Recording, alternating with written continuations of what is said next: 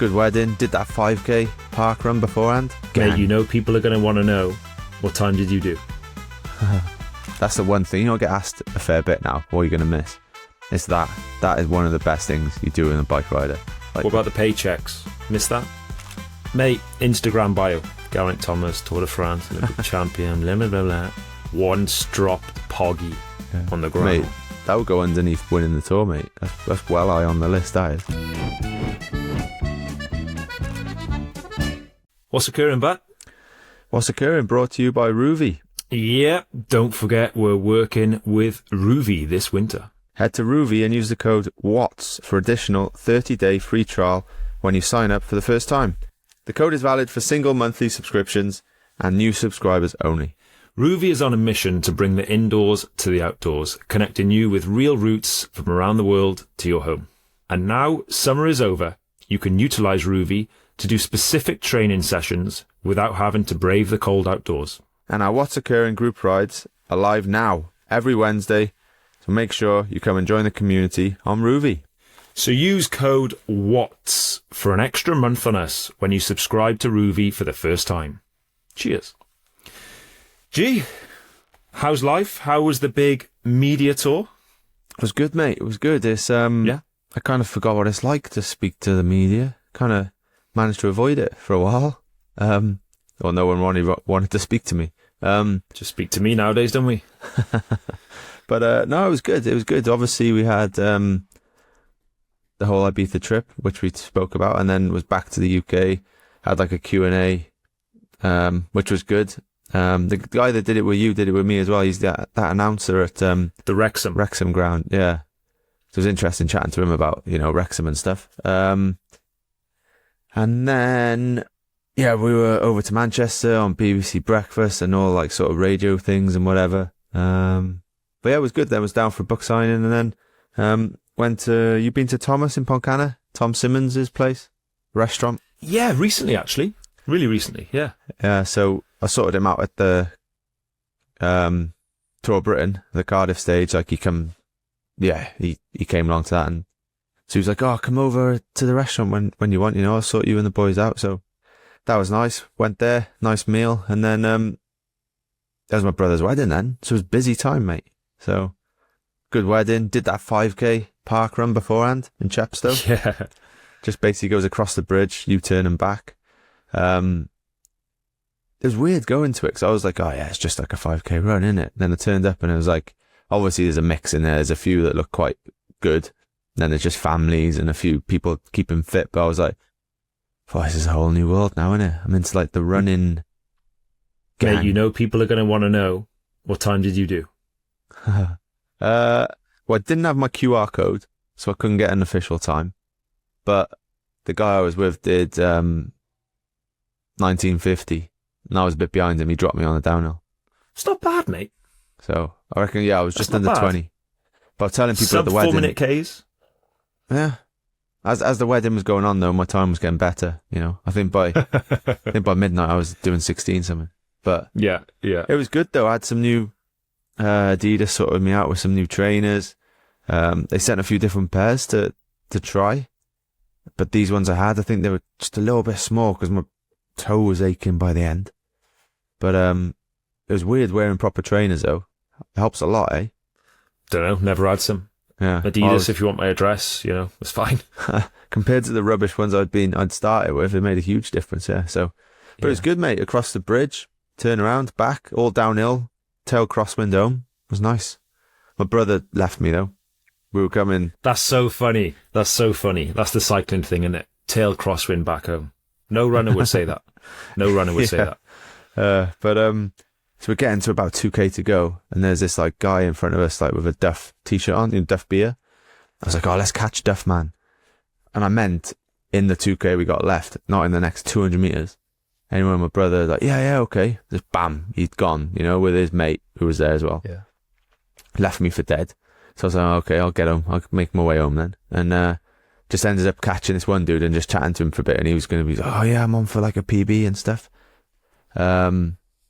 So I stayed with him, and then we get to the final, 100 meters. You do like a U-bolt, and it just drops down pretty steep.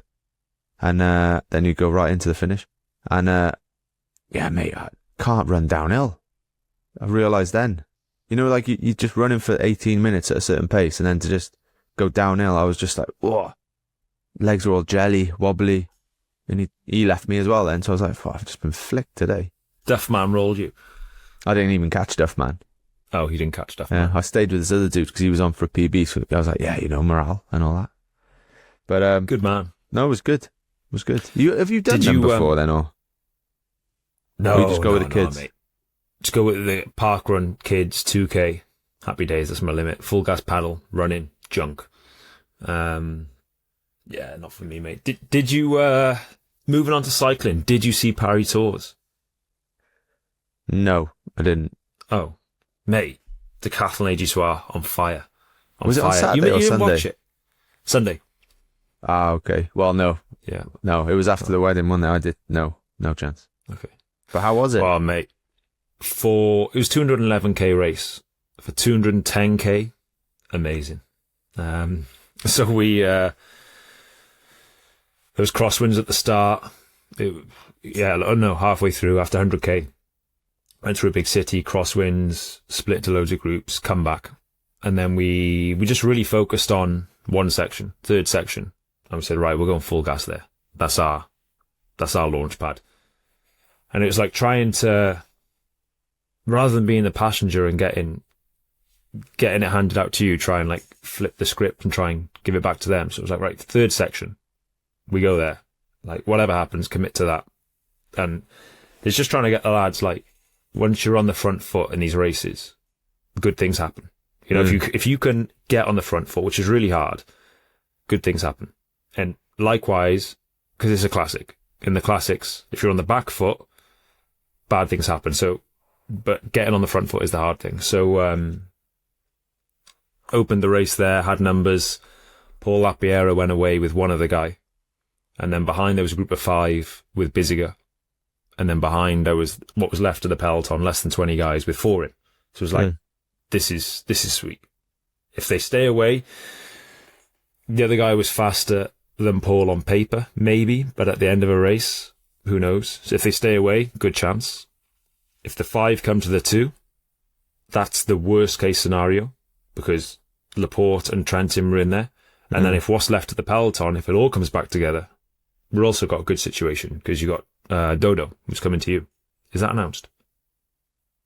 I think it is announced. Well, it is now. And the worst case scenario, the 5 caught the 2, and Trentin and Laporte were there. But it was, the guys were amazing. It was great to be a part of. But there was a lot of questions asked by, people watching and questioning what we did because with 1.3k to go, Paul's in front. One other guy, the guy on paper's faster than him, and Paul just stopped riding. Well, they just stopped working together, but Paul was like, I'm not going to drag him along. If he's faster, he rides, and just gambled everything to win, hoping that he'd carry on. And they stopped and got caught by the 5. Otherwise, they're going to stay away, the 2 of them, Yeah. And I'm watching it and I'm going, like, why has he stopped? That was my first reaction. Go to the line. And then talking after, he was like, I just went all in for the win. Like, if he rides the last 800 meters headwind, I come from behind, I beat him in the sprint. Otherwise, I risk getting second. I said, all in to win. And I 100% back it. Like, if he's, I don't want to say second or 4th or 5th is the same because podium does mean something, but yeah, fuck it. Just all in to win, risk, gamble. If you get caught, you get caught. But if you think you're going to lose the sprint anyway, then gamble. But we got a lot of scrutiny. Ah, it's good though, isn't it? It's good to see him like going all in for the win because it's one. I don't know. It's different in a second in Paris Tours or second in like Roubaix. You know, maybe in Roubaix you do a few more turns. You keep it going and just be like, I'll still try, obviously, but yeah, that's it depends who it is as well. Like for him, if he was in Roubaix, I mean, like if it's someone like Fabian, then he's going to sit on whoever, and but if they're quicker. But no, I agree, mate. Just go all in for the win. It was good, but then obviously, what did they end up getting then? Nothing really. 4th. We and finished the other guy? 4th, 6th, and 8th. Bissiger? 6th. 6th, yeah. Who won? Trentin? Yeah, Trentin. But of course, hindsight, you go, well, if you carried on riding, you were guaranteed second. Yeah. But hindsight's a beautiful thing. And like, a lot of people were like, well, why didn't you carry on riding? Then worst case scenario, you finish second instead of getting caught. And worst case scenario, you let the faster guys come back. But the fact that you just said, I just wanted to win the race. Try to win, yeah. If I finish second, third, fourth, fifth, is the same. I was like, mate, spot on. Love that mentality. Oh, fair play. Can't complain about that. But then, it's a tough one to take. And actually, the most painful bit of it all is the final result was Paul did beat the other guy in the sprint. So if they stayed away with 2, yeah. But then it's always a different sprint as well, though, isn't it? A 2-up sprint compared to a group. Exactly. It's still different, isn't it? And yeah, when that other dude knows he's not going to win, maybe he doesn't go all in or whatever. So yeah, but it was more the way they like got on the front foot, which is so hard to do in it. Like you've seen Quickstep do it over the years. They have a guy in the front, then they can just cover the moves. That person in Group 2 sits on. Then in the peloton, you got 4 guys there sitting on, just to get in that situation. But once you're on the front foot, good things happen. And it's just trying to like get that across and having the balls to go, right, pick a point. The wind looks right. You had a little kicker into a gravel section, wind from the right. Between that section and the next section, there was nowhere to chase. It was like left, right, up, down. It's like, right, let's go there. And so the result wasn't there, but the way they rode. 49k. Oh, okay. Yeah. It's still... Yeah. Nice. Yeah, with us, I think it was the total opposite, as you were saying. When you get on the back foot, bad things happen. And I haven't exchanged a few messages with Swifty, but he was saying like there was a few punches and stuff on there, and he was waiting in one group for someone, and it just sounded like, one thing after the next. But it sounded like boys had decent legs, but I think for you guys was, you nailed it. First of all, they started on the back foot. They started with 6. Then the first piece of road furniture in the whole race caused a crash, and you had 2 guys in it, Axel and Omar. And then I think Josh punctured, Ben Turner punctured. Like you say, it's like sometimes it's just one of them days. But actually, one story. So, I felt terrible. So we come off in the car, you're trying to like jump across groups when you can, when you get a chance to pass and go to the next group. If one of your guys has an issue, you got to go. And we come across, we're going across fast, nice open straight road, and we come across one guy, Ben Turner. He sees this our car, and he like tries to like slow us down, to try and help him a bit. Yeah. And but we had to get, and we'd actually been called by our team. They said Decathlon AG2R, and we didn't know what the problem was, whether it was a bike change, mechanical. Didier looks at me, who's driving. I'm next to him, and he said, "Slow down." I just went, "No." And we just went past Ben Turner, and I was actually like, I put my hand up just to say sorry. I was like, our guys have called us. Like, they might need a bike change or a puncture or whatever. They've called us, so I can't wait for you. And then one of our guys has a problem, and where were you? Oh, I was motor pacing another guy from another team back. But it's just funny because it was Big Ben. He was writing a load of abuse on the rider group about Welsh people. Oh, fuck. Oh, he wasn't, but yeah. No, you can't complain about that, can you? I'm sure you... Yeah, I mean, if our team wasn't calling us, I probably would have tried to help him, because he did puncture. He wasn't dropped. He had a genuine issue. Yeah. But I never get that, why some people don't help. Like, a rider has a puncture, like, just give him a bit of a... let him jump on the back of the car for a little bit. Like, mate. Why is any that? Any puncture, any crash, I'll do everything I can to help them. Yeah, because you always get those commissaires, don't you, up alongside, like waving them past, like shouting, and yeah, I've had a few run-ins with them at times when you're on the bike, and like, God.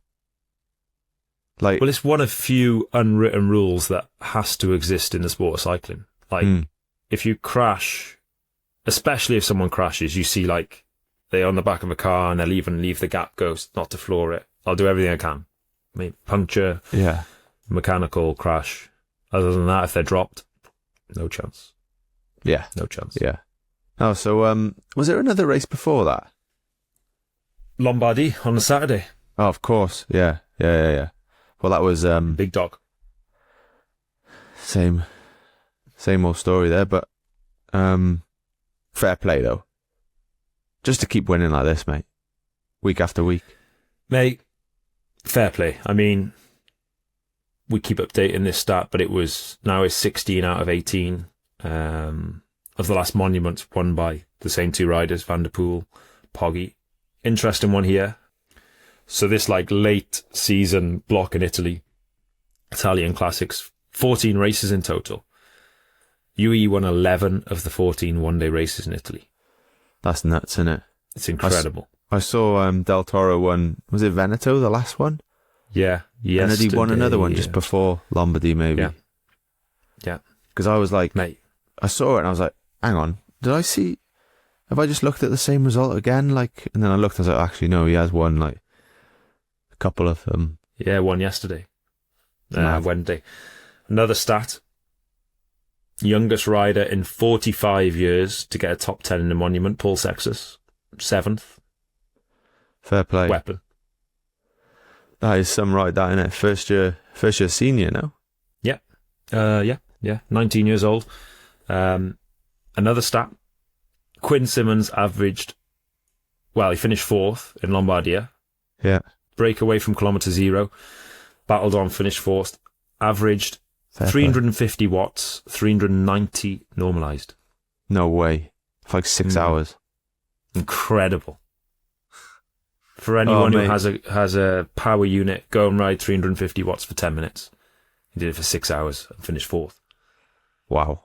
Oh, I'm glad I'm retired, mate. Yeah. Jeepers. Yeah. We've had,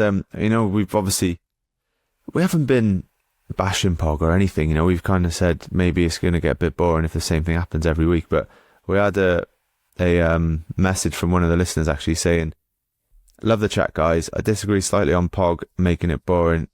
I was a very casual viewer before, but now I tune in to all the monuments, classics, worlds, Euros, basically any race he's in because I love witnessing greatness. In 20 years, we'll all be talking about him and we'll be proud we were able to witness it. This is an opportunity to see Messi, Tiger Woods, Djokovic, or LeBron write the history books in front of our eyes. We missed Merckx, Pele, Muhammad Ali, Jordan, and many still wax lyrical about witnessing that kind of stuff. Drink it in. Fair play. I do agree with that. And we haven't said it's bad. We just said no, maybe it is a bit, But we've always thrown in the bit at the end saying, you got to respect it. What he is doing is absolutely insane, phenomenal. So, but it's true. We are witnessing greatest, aren't we? For sure, the greatest ever by the time he stops. Potentially even now, but for sure by the time he finishes. Yeah. And I think, I'm not sure the name of the fellow or woman who wrote that, but it's a great way to look at it because rather than going, the unpredictability of the bike races there, coming into the final few Ks, not knowing who's going to win it is one great aspect of a bike race. We're not getting that opportunity, but what we are getting is witnessing greatness, the GOAT in action.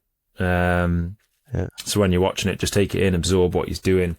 We talk about numbers there that the guy who finishes 4th did 350 for 6 hours. Just okay, he was in the early breakaway, but just embrace it and take it in because it really is the GOAT of the sport.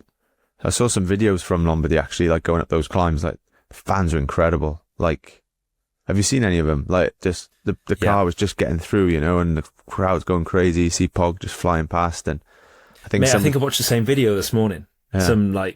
Some guys get hit, right? Yeah. Yeah. Yeah. But just that atmosphere is incredible. Just a race. That's the one thing. I get asked a fair bit now, what are you going to miss? It's that. That is one of the best things you do in a bike rider. Especially when in front of the race. Going through crowds like that, they're just mental. What about the paychecks? Miss that? That's getting paid to do what you love, of course, yeah. Yeah. But yeah, and somebody else said as well, his time up whatever climb it was, it must have been one towards the end. He went quite a lot quicker than last year. And they're like, how is he? But he's only 26. Like, he's reaching, I'd say in the next couple of years, he'll be at his peak. He's not going to go much further, I don't think. But I hope not. no. But fair play to the lads. Like, how many wins has he got this year? Must be close to 20. If I had to guess. Yeah. I mean, I would also say you can 18, put a number on how many wins, 16. but also what they are. 1, 2, 3, 4, 5, 6, 7, 8, 9, 10, 11, 12, 13, 14, 15, 16, 17, 18, 19. Wow. And like you say, it's not just fish and chipper ones, is it? Mickey Mouse races, like, well, there's no Mickey Mouse races anymore, but they're the biggest you can get. Tours, tour stages, monuments. All He World raced Tour races. one non-World Tour race this year, Trey Valley. From what I could see, every other race was World Tour. You know, you add into that as well, second in Roubaix, second in Amstel, third in San Remo, as well as... Yeah. Mate, this guy's got 11,680 UCI points. Our team is on 12,500 maybe. I mean, I think if you put him as an individual in the World Tour rankings, he would be 10th or 11th, just off the top of my head. Yeah. As an individual. That must be a record, actually, the amount of points he's got this year. That's incredible. Yeah. 11,600, whatever I said. Here's another one. I think he's only been dropped once this year. And Really? I think it was stage 21 of the Tour de France. Van Aert was the only person to drop him. If you look at San Remo, like, he didn't get dropped. He just got third. If you look at Paris-Roubaix, it was... He punched it or something, didn't he? It was, no, it was a crash on the right-hander. He's been dropped in distance once this year, and it was Wout van Aert. Fair play. I dropped him once. I might stick that on my Palmares. Where? When? I'm not questioning yours. In 2022. I say quite a few people dropped him. Not many did that day. It was when Vingegaard won the stage. I remember. When Visma were going bam, bam, bam. 1-2 in him. I remember. Glandon. Yeah. Yeah. Maybe... Who's the French guy just retired? Bardet. He dropped him as well. Nairo dropped him. Yeah. Or maybe he's in front already. Yeah. But anyway. No, I don't think he was. No. I'm adding that to my list. Mate, Instagram bio. Geraint Thomas, Tour de France, Olympic champion, blah, blah, blah, blah. Once dropped Poggy on the ground. Mate, that would go underneath winning the Tour, mate. That's well high on the list, that is. Yeah, claim to fame. On the British front, though, Pidcock obviously raced Lombardie. He was up there when he top 10, 7th, 6th, something like that. 6th, and then went straight from there to Gravel Worlds next day. And where did he finish there? He was top 10 again, wasn't he? 6th again. 6th again. I saw a video of him again on Instagram, like attacking up some like steep thing. And I was thinking, where is he? What is he doing? And then I twigged then. Did Connor do it as well? Yeah, I don't know where he finished. He did do it, yeah. But, because he's coming back from his breaking his hand or whatever it was, isn't he? But, no, I would have, he must have been pretty tired rocking up there, because you obviously got to get from Lombardy to wherever it was was it Holland somewhere? Holland, yeah. Like, big weekend that. Fair play to the boy. That's one way to finish your season, isn't it? Lombardia Gravel Worlds. Gravel Worlds announced for next year in Australia. Really? Yeah. That's going to take some commitment. It is, isn't it? You're going to need some sponsors there to get you down there, aren't they? Yeah. You know what? That's a bit... Vermeersch won the race as well. I think he's finished 2 times second in the race. And then won it. So he's obviously a bit of a gravel weapon. Yeah, fair play. There was a few UAE guys like in the mix, wasn't there? What was his name? Wellens was up there, wasn't he? Yeah. It's a strange from all this gravel stuff, isn't it? The crossover. Yeah. Yeah. Because it used to be just like, amateur, didn't it? Like guys doing it for fun. Obviously, they might have made a bit of money, but it was like a separate thing, wasn't it? And then all these ex-pros start doing it, and then current pros start doing it, and all of a sudden, if you're just someone that's just been there, gravel the last 10 years, and then maybe they're not peeved off. I think maybe also they like it, but I think a lot of the teams push it because making those bikes now. Yeah, the business point of view, Yeah. gravel bikes, I think is the biggest growing market in cycling in terms of bike sales. So, Decathlon put a guy in on a Van Rysel bike is huge. You should do it, mate. Make a comeback. Gravel. I don't ride a bike very much. That's to put it lightly. Last time I rode the bike maybe 6 months ago. Oh, yeah? Yeah. I went out yesterday to get my car from the Turby after Caleb's due. Oh, did you? Oh, sweating up there. Just up so there? nice. Or you did a bit of a loop? Nah, just straight to get it, mate. Yeah. Straight to get it, bike in the back home. Fair enough. But 45 minutes better than nothing. Still a 10k climb. Exactly. Still got it, mate. Still got it. Anyway, how's the book? Good, mate. It's out now, isn't it? It's out, mate. Ready, out there. You can buy it. Signed copies all over the shop. I did quite a few in Waterstones, Cardiff, so get down there. You going to send me one or what? I haven't sent anyone one yet, actually. I need to sort that out. Send me one nice little message. That's what I did for you. Come on. Yeah. I'll get it in the post, mate. Once I'm back from Africa. We're going to Africa tomorrow. God. Safari, mate. See some lions and all that. But you can give it to me at your retirement party. Yeah, we'll do that. Yeah. But yeah, so out there, go and buy it. It's a great book. My story. Sure it is. Yeah. Broke it down into races, really. So it's not just like I grew up in Cardiff. I was 12. I did this. I did that. It's a bit, tried to make it a bit more interesting, So, yeah. So if you're interested, get out there. I'm looking forward to giving that a read, mate. Happy days. Sweet. Anything else news in the world of cycling? What's going on? Nah, I think there's obviously China now, isn't there? Last race on the calendar. What's his name? Magnier? How do you say his name? Magnier, yeah. Incredible. Won the first 3 days. Fair play to him. So the last 3 races he's done has just been incredible. What was it? Croatia, winning everything, isn't he? Slovakia, maybe Czech Tour, maybe, and now Guangxi. He's won the first. He's won the first 3 in Guangxi. Yeah, I think so. So, yeah, he's doing his tally pretty good, isn't he?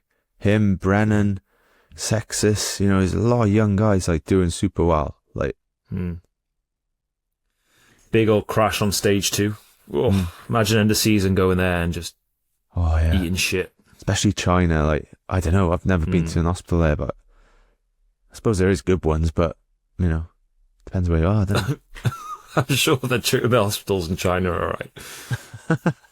Yeah, I know. But if you're in a bit of a out the back of nowhere, and you don't want to go to hospital anywhere, do you? So no.